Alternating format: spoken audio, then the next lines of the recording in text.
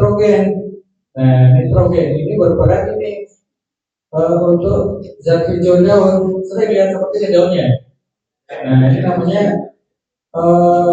klorosis ya. Klorosis itu daunnya kuning, kemudian lama-lama rontok kering ya.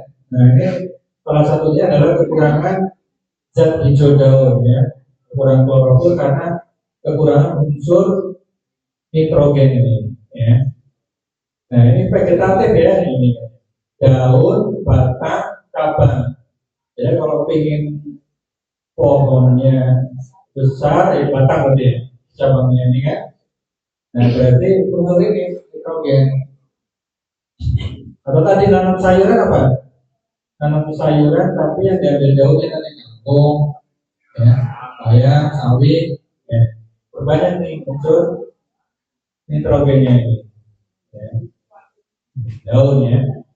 Ini adalah namanya bagian vegetatif. Ya, bagian vegetatif nitrogen. Yang kedua fosfor ya. Fosfor ini termasuk yang makro juga ya. Untuk memupuk akar, ya, buang batang, ya. Ini kata-kata bijian dan umbi-umbian. Nah, ini cirinya kalau sering lihat seperti ini. Kalau tanaman jagung ada ungu-ungu ini ya. Nah, ini karena kekurangan unsur fosfor ya. Fosfor ini. Nah, ini juga kalau di tanaman buah-buahan ini juga termasuk penting juga ini fosfor ya. Fosfor dan kalium tadi ya. Kalium, fosfor ya. Bijian banyak. Tanam apa ini biasanya kalau bijian? Ya, jahe, ya, ini terus lagi apa? Ubi, ya, jalar ya, ya itu, ya. Jangan dikasih pupuk nitrogen terus, nanti daunnya, ya, ubinya kecil, ya, itu. Ini fosfor. Nah, ini kalau ciri daunnya yang kekurangan fosfor seperti ini, ya. Ada ungu-ungunya. Nah, ini kalau kalium, ya, menentukan protein dan karbohidrat untuk jaringan tanaman, ya. Nah, sering kan lihat kering kayak terbakar di pinggirnya ya. Nah, ini karena kekurangan kalium tadi, ya. Jadi kalium, fosfor ini tadi ke tadi ya, biji, buah ini unsur ini yang berbanyak, ya. Sulfur, ya. Sulfur membantu tanaman dalam pembentukan dintil akar ya, pertumbuhan tunas dan pembentukan zat hijau daun. Nah, ini kalau kekurangan sulfur yang harusnya hijau ini ya, ini lama-lama menguning ya, menguning kemudian mati nih, lama-lama kering ya. Ini kekurangan sulfur. Kalsium ya, kalsium di dalam unsur makro juga di dalam tanah ya. Kalsium ya, mengakibatkan pembentukan bulu-bulu akar, menguatkan batang ya sama. Jadi kalau manusia tulang ya, ya kalsium itu memperkuat tulang ya. Osteoporosis tadi namanya ya. Ya. Nah, ini kalau kekurangan ini ya barunya jadi tidak kokoh ya. Termasuk hubungannya pada rontok ya. Ini kalsium. Kemudian magnesium ya, membentuk proses pembentukan hijau daun klorofil ya, karbohidrat, membentuk oksidatif fosfat dalam tanaman. Nah, ini kalau kekurangan magnesium ya, tentunya warna kuning ya, kemerahan ini masuk ke apa namanya. Kemudian itu yang makro, yang berikutnya ya mikro ya. Mikro ini Fe, zat besi, ya. Zat besi berperan dalam proses pernapasan dan pembentukan klorofil ya, zat hijau daun. Ini kalau kekurangan, ini warnanya menguning seperti ini juga, kemudian rontok ya berkumpulan sampai mati. Ini kalau kekurangan zat besi, ya, Fe. Ada juga yang klor ya, klor meskipun mikro ya, untuk meningkatkan kualitas dan kuantitas. Nah, terutama tanaman ini hortikultura ya, kurang klor akan menyebabkan proses tanam menjadi rendah. Ya. Proses pematangan buah menjadi lambat dan daun berikut. Nah, ini juga klor ini dibutuhkan untuk tanaman buah-buahan juga hortikultura tadi. Seperti tadi mangga, apalagi itu apa tadi? Ya, jambu, ya, ya, alpukat, ya, ya. Meskipun kecil, ya, tapi tetap dibutuhkan oleh tanamannya. Kalau di CR. Kemudian mangan, ya, mangan ini, ya mangan bukan mangan ya. Itu makan ya. Ya, mangan itu sebagai komponen utama dalam bentukan enzim ya, ada dalam tanaman. Kekurangan mangan dapat menyebabkan tanaman menjadi kerdil, ya. Nih, karena kurang mangan tadi, kurang makan kalau itu ya. Kalau kurang mangan, sama yang kerdil juga ini tanamannya. Dan berwarna kekuningan atau merah, bentukan biji tidak akan sempurna. Ya. Tembaga, ya, CU ya, pembentukan klorofil. Kemudian kalau kekurangan tembaga menyebabkan daun secara tidak selesai ditemukan ya layu klorofil seperti ini. Ya ada seperti kering ya, jadi ini kering, kuning ya. Ini adalah kekurangan tembaga ya. Seng ya. Seng ini bukan seng atap ya. Seng ini unsur mikro ya, berperan dalam pembentukan hormon pertumbuhan tanaman. Kekurangan seng ini menyebabkan daun berwarna kuning, kemerahan ya. Tidak terlalu ini ya. Ada kuning, harusnya kan hijau semuanya ya. Bisa berubah, mengering, bahkan bisa mati ya. Ada juga boron ya, unsur mikro. Boron membawa karbohidrat ke seluruh jaringan tanaman dan meningkatkan kualitas produksi sayuran dan buah-buahan. Nah ini dari yang mana sayuran juga unsur mikronya butuh boron juga ini. Ya boron B. Untuk meningkatkan kualitas produksi sayur. Ya. MO itu molybdenum ya, molybdenum mikronutrien untuk mengikat nitrogen bebas dari udara. Kekurangan MO menyebabkan perubahan warna daun ini ya, daun mengerut dan mengering sampai mati ya. Ini molybdenum ya, MO. Nah ini beberapa unsur ya, seandainya tanaman kekurangan unsur-unsur ya. Dan besi ini kayak warnanya apa? Keputihan ya, daun muda kuning putih ya, pucat ya. Harusnya kan hijau ya. Ya, kekurangan semangat ini bintik-bintik ya, putih ya sampai berubah. Kalium kuning pada ujung dan sisi daunnya seperti ini. Ini kekurangan kalium. Kalau fosfat rontok ini ya, sering rontok daunnya. Biasanya tanaman apa ini? Ini ada kan?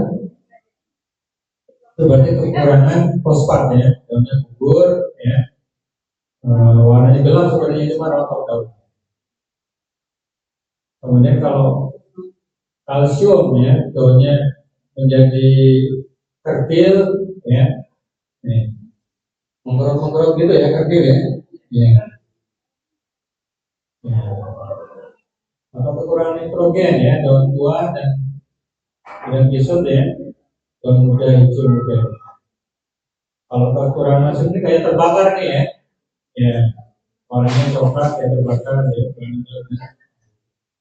Nah, kalau kekurangan CO2, daunnya ini apa putih pucat gitu ya.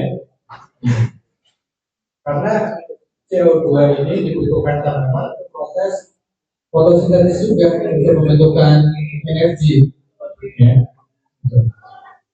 Nah, ini beberapa ciri-ciri ya dari daunnya apabila tanaman tersebut kekurangan unsur-unsur tersebut ya, baik yang mikro maupun yang makro. Nah, lanjut ya, ini tadi unsur makro dan mikro ya. Unsur makro dan mikro. Kemudian kita lanjut ke siklus. Ya, siklus ini sebenarnya kaitannya secara alami ya. Secara alami tanaman itu sebenarnya tercukupi semua kebutuhan makanan. Cuma manusia ini kan apa? Pengen produksinya banyak, cepat gitu ya. Maka tanaman itu nggak bisa proses alami gitu. Artinya supaya tadi produktivitasnya banyak, ya cepat, ya maka kita harus memberikan pupuk, tambahan makanan, ya tambahan nutrisi. Itu dengan cara kita melakukan pemupukan, ya. Kalau proses alaminya sebenarnya ini berjalan alami. Kalau di hutan sana, di hutan yang tidak ada manusia, nah itu namanya pohon sudah siklus alami, ya. Yang tua lama-lama roboh, lapuknya, ya daun-daunnya, rasanya lama-lama jadi gumus tadi bang, jadi gumus, ya. Tadi yang pohon tumbang, roboh, lapuk, lama-lama jadi pupuknya lagi, terserap lagi, ya. Terserap oleh pohon yang muda, lama-lama besar, ya. Besar, kemudian sama mati, lapuk, kembali lagi. Itu namanya siklus, ya. Itu di sana ya, di hutan yang nggak ada kita ya, itu tumbuh, baru dipupuk, tumbuh sebenarnya, ya. Nah, kenapa dilakukan pemupukan tadi? Karena kita tadi, ya, butuh hasilnya banyak, ya. Kemudian buahnya yang manis, sayurnya segar-segar, ya hijau-hijau, ya. Produksinya juga banyak, maka dikasih makanannya juga harus lebih banyak, gitu kan? Itu kenapa kita melakukan pemupukan, ya.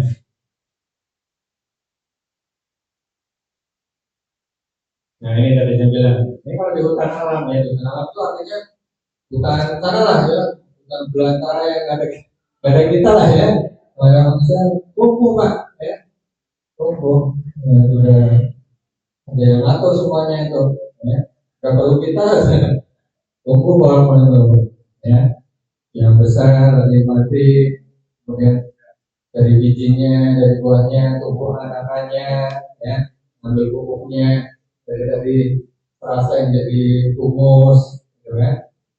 Nah, pohon yang lapuknya jadi pupuknya juga, lama jadi pohon besar lagi. Gitu. Jadi pohon nanti yang besar-besar itu nggak perlu kita pupuk pak, pupuk di hutan alam sudah ada ya, alamnya itu. Ada yang pupuk sendiri juga pak, ya, yang di atas kan. Ya. Ini namanya siklus, ya. Nah ini mungkin kalau yang kondisi di kita lah ya. Ya Pak Saban punya ternak, kotorannya ya dibuat pupuk ya, sama paling jambu misalnya ya. Nah, tumbuh pohon jambunya dipanen, apa daun-daunnya kemudian eh, apa ya, paling jagung lah ya, ini untuk pakan rumputnya berarti ya, rumputnya untuk pakan ternak ya, kemudian dimakan ternak, kotorannya dimanfaatkan lagi sebagai pupuk, itu namanya sirkulasi ya. Ini untuk kembali ke alam. Ada juga untuk yang manfaat ekonominya, diambil hasilnya buahnya dijual ke pasar ya. Ini manfaat ekonomi. Nah ini siklus juga ini. Ya.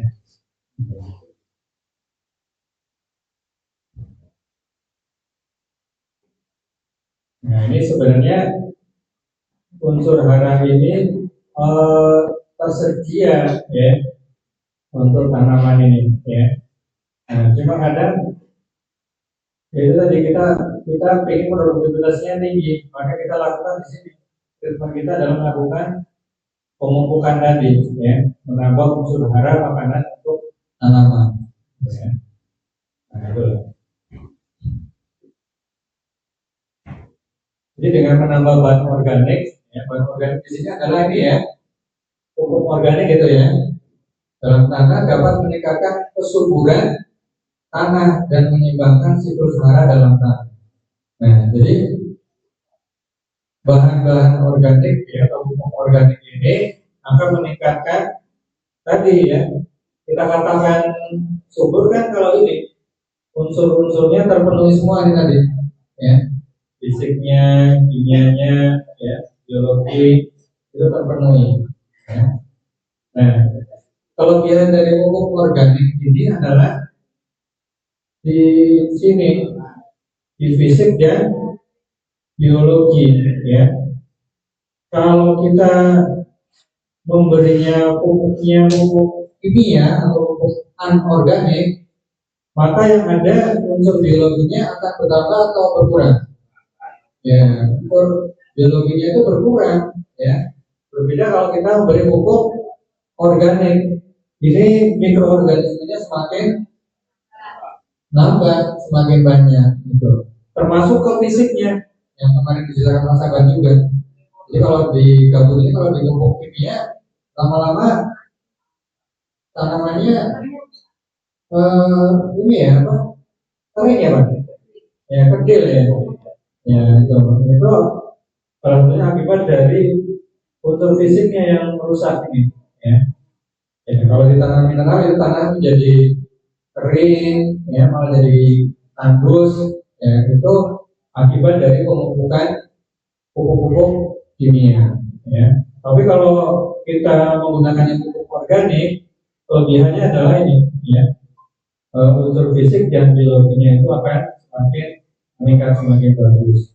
Mungkin secara kimia terpenuhi ya, secara kimia terpenuhi, tapi tadi dampaknya ke unsur biologi dan fisiknya itu jadi rusak. Ya. Kalau kita memberikan pupuk kimia atau pupuk anorganik. Jadi Bapak Ibu ya, ini pengetahuan dasar ya, Bapak Ibu mengenai tanam-menanam, bahwa tanaman ini sama dengan halnya manusia butuh makanan ya, jadi kita harus memberi makanan yang seimbang ya, yang maksimal ya, supaya tadi hasilnya produktivitasnya itu meningkat ya. Nah, kenapa kita melakukan pemupukan? Karena tadi kita ingin unsur-unsur hara ini terpenuhi. Karena kalau secara alami saja tadi kita kan pengennya produksinya banyak tadi ya. Nah, jadi kalau di hutan alam sana nggak perlu lah kita pupuk itu, pohon besar-besar juga nggak perlu kita pupuk, pohon ranting besar itu terbiarkan juga nggak apa-apa. Tapi ini tadi kita pengen panen alpukat, pengen panen buah ya, dan sebagainya itu pengennya kan banyak ya. Tetap nah, kita perlu melakukan penambahan makanan yang dalam bentuk pupuk yang kalau pupuk, dan yang baik adalah pupuknya pupuk organik tadi, supaya tadi tidak memberikan dampak yang negatif ya terhadap tanah dari sisi unsur biologi maupun unsur fisiknya ya. Jadi dengan pupuk organik ya, unsur fisik dan biologi yang semakin baik, unsur kimianya juga terpenuhi. Baik, ini dari saya ya, dari mengenai kesuburan ya, kesuburan tanah dan unsur hara.